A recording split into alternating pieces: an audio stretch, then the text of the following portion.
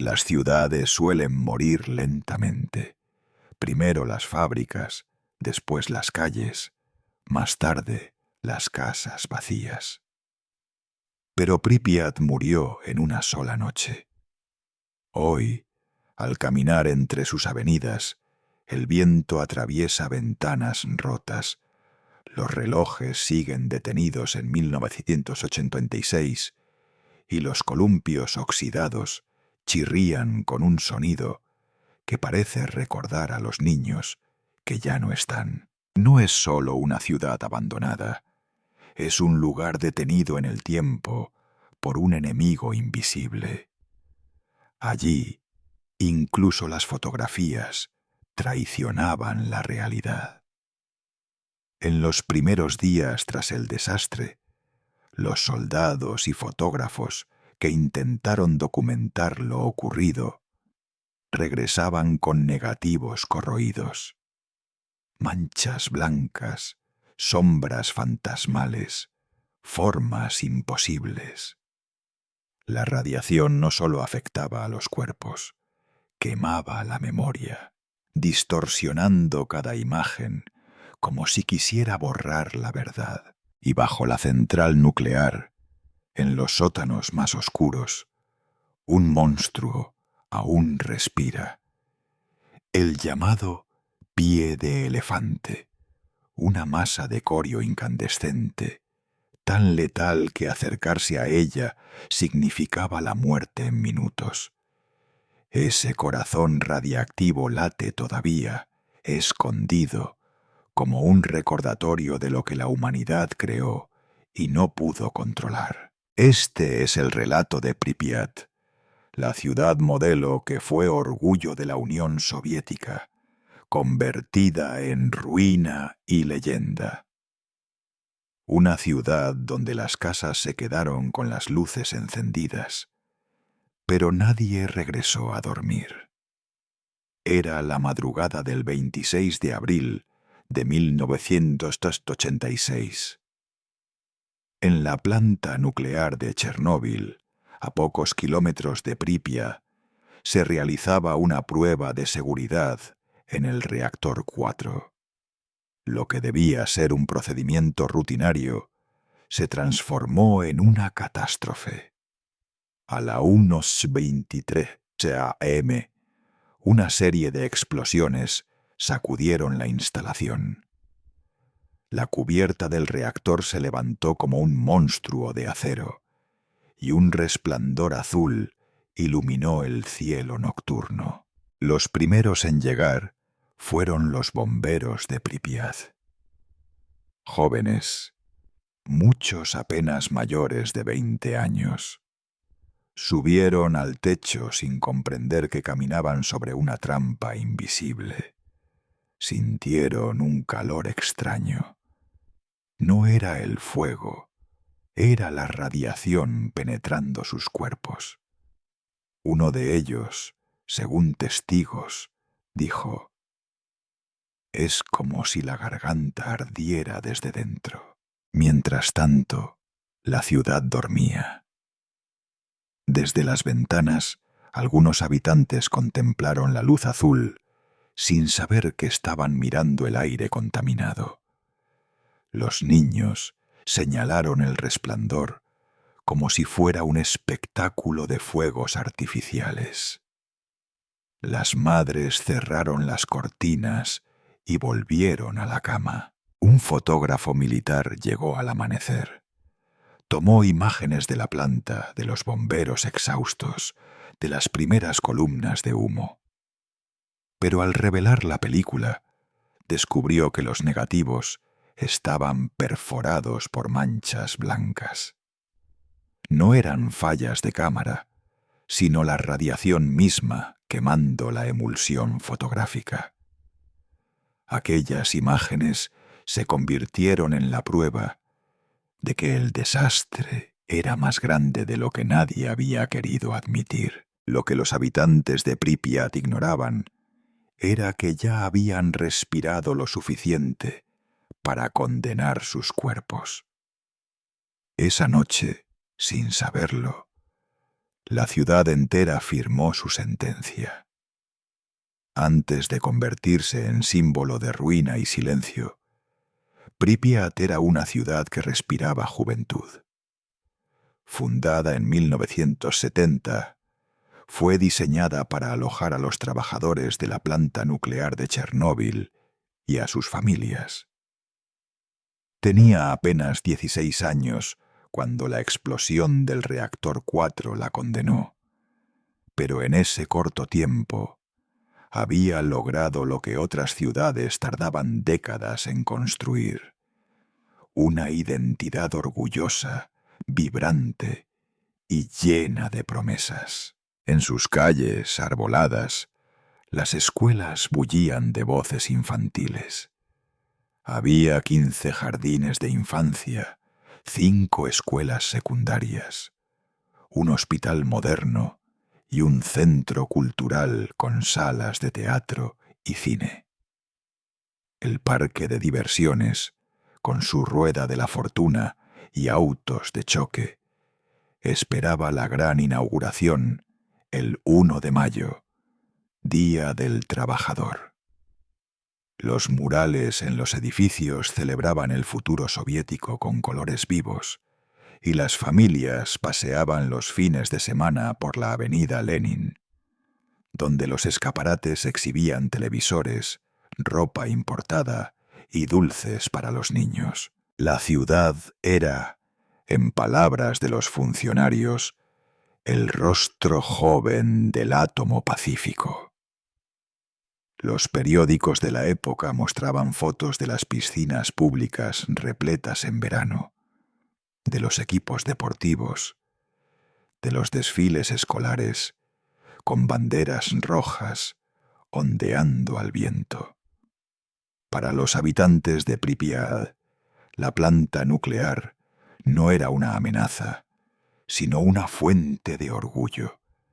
Generaba energía, empleos y prestigio. Esa sensación de seguridad se reflejaba en los pequeños detalles cotidianos. Los balcones estaban llenos de macetas, las bicicletas se apilaban en los patios, los mercados ofrecían frutas llegadas desde Georgia y Uzbekistán. El futuro parecía asegurado: vivienda gratuita, educación garantizada, salarios estables.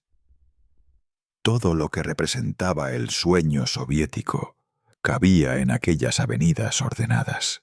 Pero la belleza de Pripyat tenía una fragilidad oculta. Nadie imaginaba que bajo ese cielo tranquilo se gestaba la catástrofe. Nadie sospechaba que los cimientos mismos de su vida diaria podían quebrarse en cuestión de horas. Hoy, al recorrer sus calles, el contraste es insoportable. Donde había risas, solo queda eco. En las aulas, los cuadernos permanecen abiertos en las mesas, como si los niños fueran a regresar después del recreo. Los columpios, cubiertos de óxido, se mueven con el viento, imitando la risa que se apagó. El hospital conserva uniformes y jeringas, pero la radiación los ha convertido en reliquias intocables. Uno de los lugares más impactantes es el parque de diversiones. La rueda de la fortuna nunca llegó a girar oficialmente. Allí permanece inmóvil, como un reloj detenido en la víspera de la tragedia. Las fotografías tomadas en la actualidad muestran sus amarillos apagados por el óxido, devorados por el verde de la vegetación que reclama el terreno. Cada turista que llega habla en susurros, como si temiera despertar a la ciudad dormida. Pripyat es hoy una cápsula del tiempo. No envejeció como otras urbes. Fue congelada en 1986 y abandonada. La naturaleza avanzó sin pedir permiso. Árboles que crecen dentro de departamentos raíces que rompen el asfalto, zorros y lobos que atraviesan las avenidas. La ciudad sigue viva, pero no para el ser humano. Esa dualidad la convierte en un lugar casi irreal. Fue orgullo y promesa, y terminó convertida en fantasma. Sus avenidas, diseñadas para el progreso, hoy son el escenario perfecto para el recuerdo de lo perdido. En cada cuaderno olvidado, en cada columpio oxidado, Pripyat conserva la voz de quienes la habitaron. Una voz congelada en el tiempo, que nos recuerda cómo la fe ciega en el futuro puede desmoronarse en un solo instante. El 27 de abril de 1986, un día después de la explosión, los altavoces instalados en cada calle de Pripyat comenzaron a transmitir un mensaje breve, seco, sin espacio para preguntas. Una voz femenina, metálica por los altavoces, ordenaba a los habitantes reunirse con lo imprescindible: documentos, algo de ropa, un poco de comida. Se les aseguraba que la evacuación sería temporal, solo por 3 días, como medida de precaución. Nadie imaginaba que jamás volverían a vivir allí. Los autobuses empezaron a alinearse a lo largo de la avenida principal. Más de 1000 vehículos, llegados desde diferentes regiones soviéticas, aguardaban bajo el sol pálido. Los habitantes salían de sus casas a paso lento, llevando bolsas de lona, mochilas improvisadas, algunas fotografías familiares. Muchos niños cargaban con sus juguetes favoritos: muñecas, osos de peluche, trenes de lata. Las madres cerraban puertas con llaves que nunca volverían a girar. Los animales quedaron atrás. Perros ladrando en los patios, gatos escondidos bajo las camas, pájaros en jaulas que nadie se atrevió a cargar. Se dijo que regresarían en pocos días, que no valía la pena llevarlo todo.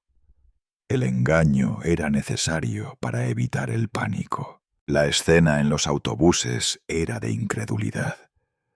Algunos bromeaban para ocultar el miedo. Otros miraban por la ventanilla en silencio. Las persianas de los departamentos quedaban abiertas, revelando mesas con comida servida, radios encendidas, televisores aún tibios. Todo se quedó como si la vida solo hubiera sido puesta en pausa. Lo más inquietante fueron las imágenes tomadas durante esas horas. Soldados y fotógrafos oficiales registraban el éxodo, pero sus cámaras devolvían negativos corroídos, manchas, destellos blancos, deformaciones en los rostros. La radiación se colaba incluso en la memoria fotográfica, como si quisiera borrar no solo a las personas, sino también su recuerdo. Una de esas fotografías, la de un niño subiendo a un autobús con el rostro velado por un halo brillante, se convirtió en símbolo de la tragedia. No por lo que mostraba, sino por lo que insinuaba, como si la radiación estuviera marcando a los ausentes. En pocas horas, Pripyat quedó vacía. Las calles, que hasta entonces bullían de bicicletas, conversaciones y juegos, se transformaron en pasillos de eco. Los columpios del parque se mecían solos. Los televisores seguían encendidos en departamentos desiertos. Las camas quedaban tendidas, esperando a niños que ya viajaban hacia otro destino. Los evacuados fueron trasladados a pueblos vecinos, a gimnasios improvisados, a escuelas convertidas en albergues. Muchos enfermaron pronto. Náuseas, mareos, erupciones en la piel. Nadie les dijo la verdad. Los médicos hablaban de gripe o agotamiento, pero todos sospechaban que el aire mismo estaba envenenado. Esa promesa de regresar en 3 días nunca se cumplió. Las casas permanecieron cerradas, las cortinas intactas, los álbumes familiares sobre las mesas. Con los años, los soldados que patrullaban la zona contaban que al entrar en las viviendas parecía que los moradores hubieran salido solo un instante.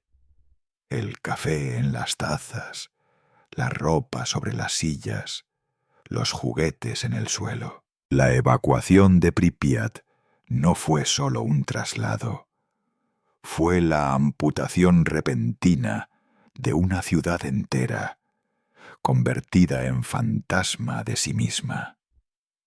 Lo que quedó fue un escenario detenido, un decorado en pausa, donde la vida se congeló con brutalidad. Y así, Pripyat quedó marcada no por el fuego visible, sino por la huida invisible. 50.000 personas que dejaron atrás sus voces, sus pasos, sus huellas. La ciudad fue tragada por un silencio que nunca se disipó. Tras la evacuación, Pripyat quedó sellada en un silencio espeso. Los relojes seguían marcando las 11:55. Las aulas conservaban ecuaciones escritas en la pizarra. Los supermercados aún tenían latas en los estantes. Pero bajo aquella calma aparente, el enemigo más terrible se había instalado. La radiación. Invisible, sin olor ni forma, pero capaz de transformar la ciudad en un lugar donde la vida humana ya no tenía cabida. En las semanas posteriores, los soldados, los llamados liquidadores, patrullaban las calles vacías con máscaras rudimentarias. Sabían que cada minuto allí era un riesgo. Algunos hablaban de escuchar pasos en corredores vacíos o voces apagadas en hospitales desiertos. Quizá era el cansancio, o quizá era la ciudad resistiéndose a morir del todo. Lo cierto es que la radiación marcaba cada rincón, impregnando paredes, libros, juguetes. No había objeto que no llevara consigo la huella invisible del veneno. Con el paso de los años, la naturaleza tomó el relevo. Árboles creciendo dentro de departamentos, raíces rompiendo el asfalto, lobos y caballos salvajes recorriendo la avenida Lenin como si fueran dueños legítimos. El canto de los pájaros regresó, pero los científicos advirtieron mutaciones, alas deformes, plumajes anómalos. El silencio radiactivo no era ausencia, sino un nuevo orden, donde la vida se adaptaba a costa de la memoria humana. Y en el corazón mismo de la planta nuclear, bajo capas de hormigón y acero retorcido, se gestaba una criatura monstruosa, el llamado pie de elefante. Descubierto meses después de la explosión, era una masa de corio, arena y metal fundido, solidificada en forma grotesca. Su aspecto recordaba a la piel rugosa de un elefante, de ahí su nombre. Pero su belleza macabra escondía un poder letal. En 1986, estar a su lado un par de minutos equivalía a recibir una dosis mortal de radiación. Un fotógrafo militar fue obligado a registrarlo. Solo pudo disparar una vez, desde la entrada del corredor. La imagen resultante era borrosa, distorsionada, casi abstracta. La radiación no solo golpeaba su cuerpo, también quemaba la película fotográfica, creando manchas y sombras irreales. Esa fotografía, el retrato imposible de un monstruo invisible, se convirtió en símbolo del horror. No era solo un accidente, era la creación de algo vivo, pulsante, imposible de domesticar. Los liquidadores lo describieron como un corazón de sombra, latiendo en las entrañas de la central. Nadie podía acercarse más de unos segundos. Con el tiempo, su letalidad disminuyó, pero aún hoy sigue siendo uno de los objetos más peligrosos del planeta, un recordatorio tangible de la arrogancia humana y sus consecuencias. Mientras tanto, Pripyat se transformaba en un museo del abandono. Los turistas que hoy visitan la zona hablan de un silencio que pesa más que cualquier ruido. En las aulas, los pupitres siguen en orden. En los hospitales, los expedientes médicos amarillentos esperan a pacientes que nunca regresarán. Las paredes están cubiertas de musgo, pero bajo esa apariencia de calma late todavía la radiación, como una presencia invisible que se niega a desaparecer. El silencio radiactivo no es vacío, es densidad, es memoria petrificada. Es la constatación de que una ciudad entera puede seguir existiendo físicamente, pero estar muerta en esencia, como si el tiempo hubiera decidido detenerse en abril de 1986 y desde entonces todo lo demás fuese solo eco. Así, Pripyat no se desmoronó en ruinas como las ciudades antiguas, ni fue devorada por guerras o incendios. Su ruina fue invisible, intangible. Su verdugo no destruyó muros ni incendió templos. Simplemente impregnó cada piedra, cada hoja, cada fotografía. Y así, el silencio radiactivo se convirtió en su habitante eterno. El tiempo convirtió a Pripyat y a la central de Chernóbil en más que un lugar prohibido, en un escenario de relatos donde lo real y lo imaginario se entremezclan. Desde que la ciudad quedó sellada, han circulado historias que, aunque nacidas de voces anónimas, siguen apareciendo en los labios de exploradores urbanos, científicos, soldados y visitantes. La zona de exclusión no solo está habitada por radiación, también por leyendas que se resisten a desaparecer. Uno de los primeros relatos provino de los propios liquidadores, aquellos hombres enviados a limpiar y contener los restos del desastre. Algunos afirmaban haber escuchado pasos en pasillos vacíos del hospital de Pripyat, donde las máscaras de gas aún cuelgan como frutos secos de la guerra. Otros decían haber sentido una presión en el pecho al entrar en ciertas habitaciones, como si alguien invisible los observara. Entre los objetos abandonados encontraban muñecas sin ojos, camas de hospital con huellas frescas, teléfonos que parecían emitir estática aunque no estuvieran conectados. Las fotografías tomadas en la zona se convirtieron en un capítulo aparte. Muchos visitantes reportaron imágenes distorsionadas. figuras borrosas en ventanas, manchas luminosas que adoptaban forma humana, halos que rodeaban a los edificios. Algunos atribuyen esto a la radiación que interfiere con el material fotográfico o digital.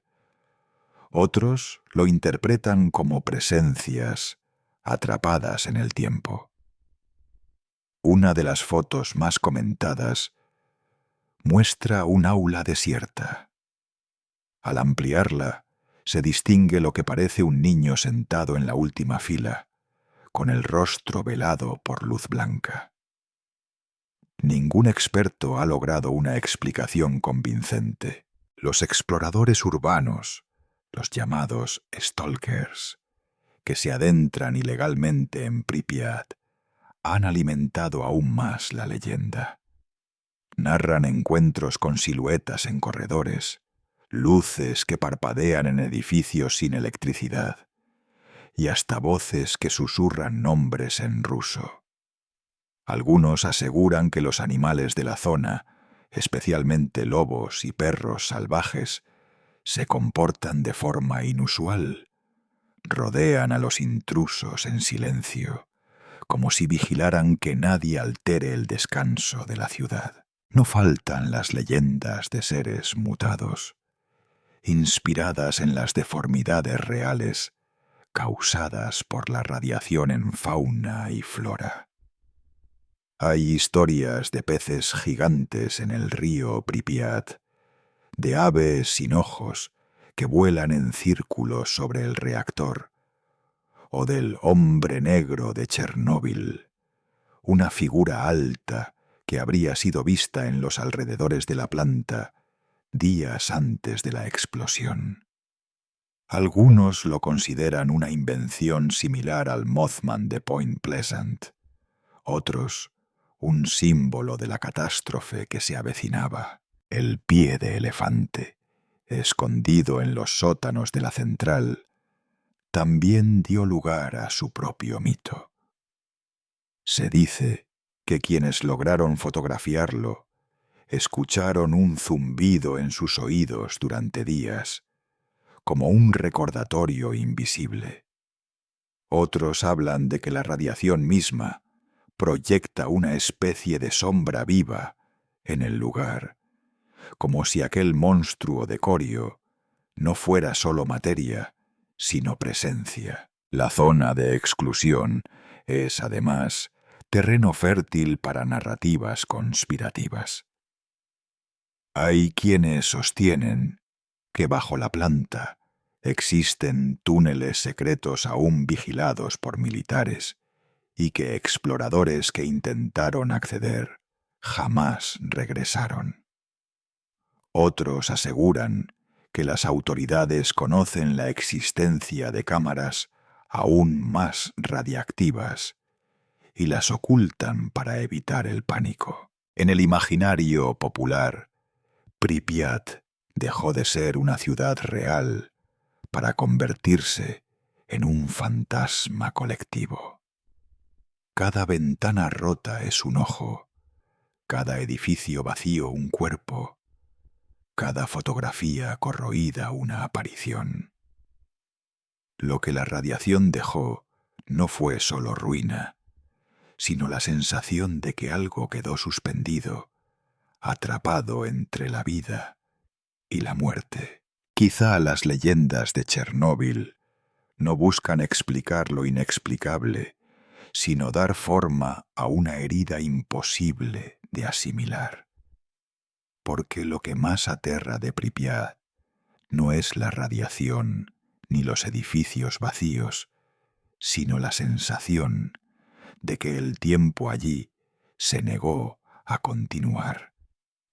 Y donde el tiempo se detiene, las sombras encuentran espacio para habitar. Hoy, más de 3 décadas después de la catástrofe, Pripyat se ha convertido en un lugar donde la tragedia, la memoria y el turismo conviven en un equilibrio extraño.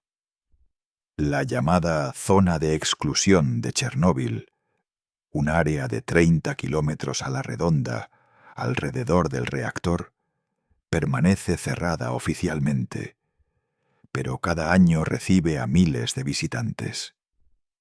Científicos, periodistas, exploradores urbanos y turistas viajan para recorrer sus calles desiertas y fotografiar sus ruinas.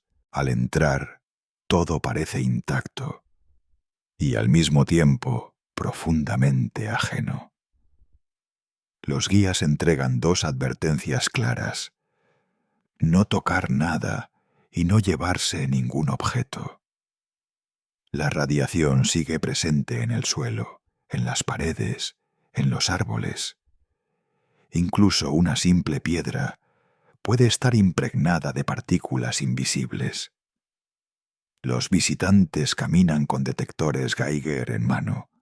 El clic metálico que se acelera de pronto les recuerda que cada paso en la ciudad es un diálogo con lo letal. En las escuelas, cuadernos amarillentos permanecen abiertos con caligrafía infantil.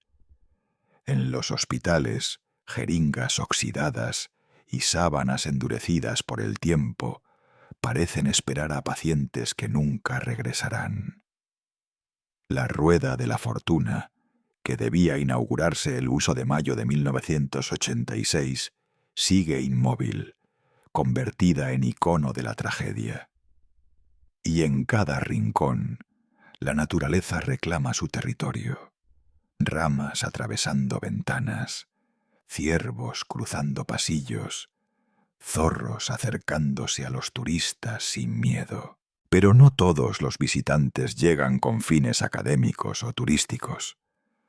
Algunos stalkers, exploradores ilegales, entran de noche, sin permiso, recorriendo los edificios, como si buscaran un contacto íntimo con el fantasma de la ciudad. Llevan mochilas ligeras, agua, linternas, y pasan días enteros dentro, durmiendo en departamentos abandonados. Sus relatos son parte de la mitología contemporánea. Hablan de ruidos inexplicables, de figuras en corredores oscuros, de la sensación de ser observados constantemente. Mientras tanto, en el interior del reactor sellado, bajo el sarcófago de hormigón y acero, el pie de elefante sigue existiendo. Hoy, con menos potencia que en 1986, pero aún peligroso. Su mera presencia recuerda que la catástrofe no terminó. Sigue latiendo bajo la estructura, como un corazón envenenado que nunca dejará de arder del todo. El contraste resulta perturbador.